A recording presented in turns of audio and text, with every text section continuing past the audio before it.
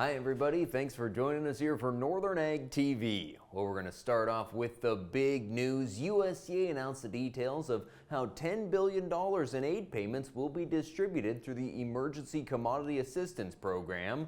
Now, applications are being received right now. Most producers should get an application that's pre-filled in the mail, but you can also stop by the FSA office. Payments will be based on 2024 planted acreage, wide range of commodities that'll be covered. Most of the commodities from our region will receive payments of $15 to $45 an acre. For now, USDA will factor payments at 85% of expected total payment, and if funds remain past the August 15th application deadline, producers may receive a second payment.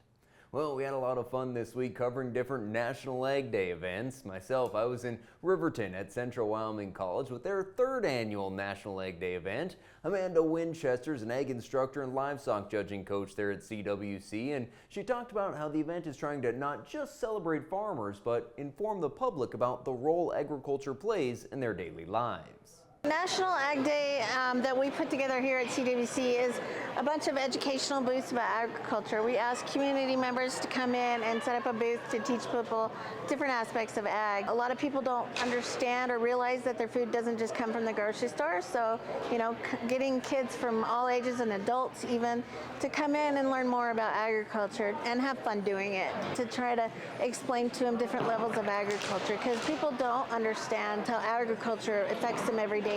Amanda and I were also part of a broadcast that was going nationwide for the Ag Rally on RFD TV. We were joined by Rodney Carter, an ag leadership student at CWC, who spoke about the importance of ag education and the need for young ag leaders. Ag's been a big part of my life. It means a great deal to me, whether it be putting up hay or working cattle or helping neighbors around. I think it really brings communities and generations together. This is a great program. It's getting education out there, and I think the more we can educate younger people and even folks of my age and older, that way they can go out and promote for local farmers and ranchers and continue to make those farms and ranches viable at a local basis. And our travels continue here during National Ag Week. Voices of Montana host Tom Schultz and myself will be in Malta today, where we'll be joined by ranchers like Connie French and Leslie Robinson. And then on Friday, we're going to be in Plentywood for the Northeast Montana Farm Expo. That's always a great event, and our broadcast is going to include a few farmers like Terry Onvik and Tanner Jorgensen, as well as several agribusinesses. Stay with us. We're going to come back to wrap up the markets after this. From the beginning, we've worked closely with farmers. BNSF's ties to the agricultural community go back 175 years.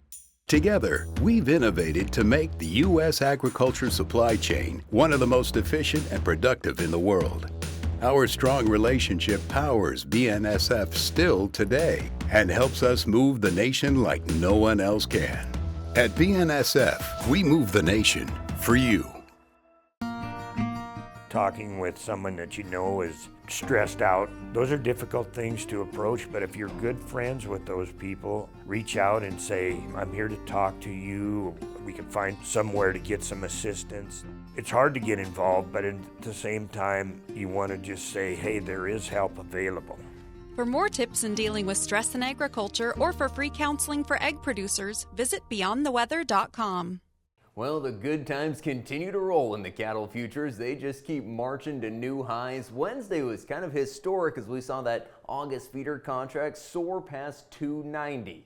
Getting a lot of support from box beef right now. That's encouraging packers to maintain the slaughter pace to meet demand. And we've got a cattle on feed report that's due out on Friday, expected to be pretty bullish. Placements are estimated to be down 14% from a year ago. Total inventory expected down 2%. Now, while I was in Riverton, I did get to stop by Riverton Livestock, and that market was sure strong on the feeders, up $10 to $20. Upper 5-weight steers from $363 to $374, 6 to 6.5 weights $333 to $350, with the heavy 7 weights $284 to $294. At Miles City Livestock, they held the annual Trailhead Replacement Heifer Special. We saw some 537-pound replacements at $361, light 6 weights from $299 to $349. and mixed to mostly lower trade in the grain market. The futures not lending any more price support to concerns about drought and winter wheat crop quality in the Southern Plains and the Black Sea region. A lot of eyes are watching the ceasefire discussions between President Trump and Putin, but there's just no way to say what the wheat market's going to do with that news.